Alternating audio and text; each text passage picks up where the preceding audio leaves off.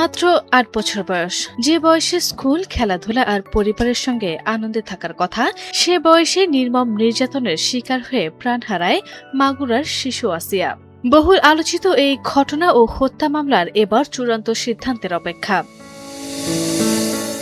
আসামি হিটু শেখের death reference ও আপিলের ওপর হাইকোর্টের শুনানি শেষ হয়েছে। মঙ্গলবার আজ রায় ঘোষণার জন্য দিন ধার্য করেছে আদালত। এই ঘটনার শুরু ২০২৫ সালের ৫ই মার্চ রাতে। মাগুরা শহরের নিজ নান্দোয়ালি এলাকায় বোনের বাড়িতে বেড়াতে গিয়েছিল শিশু আসিয়া। অভিযোগ, সেখানেই তাকে ধর্ষণ করে তার বোনের শ্বশুর হিটু শেখ। পরে শিশুটিকে হত্যারও চেষ্টা করা হয়। গুরুতর আহত অবস্থায় আসিয়াকে হাসপাতালে নেওয়া হয়।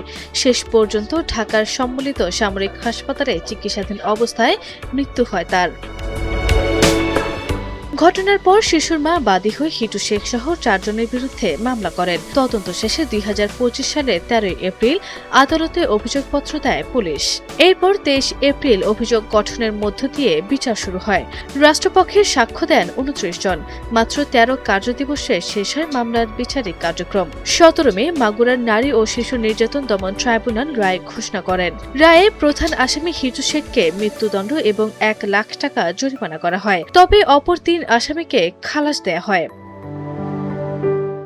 আইন অনুযায়ী বিচারিক আদালতে মৃত্যুদণ্ড হলে তা অনুমোদনের জন্য মামলার নথি হাইকোর্টে পাঠাতে হয়। সেই ধারাবাহিকতায় ২১ মে মামলার নথি উচ্চ আদালতে পাঠানো হয়। পরে পেপার বুক প্রস্তুত শেষে মামলাটি হাইকোর্টে শুনানির জন্য ওঠে।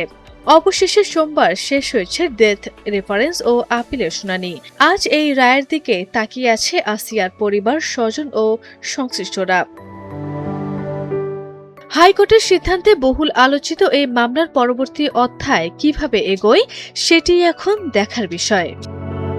আরভি ইসলাম হিমু, এনটিভি অনলাইন।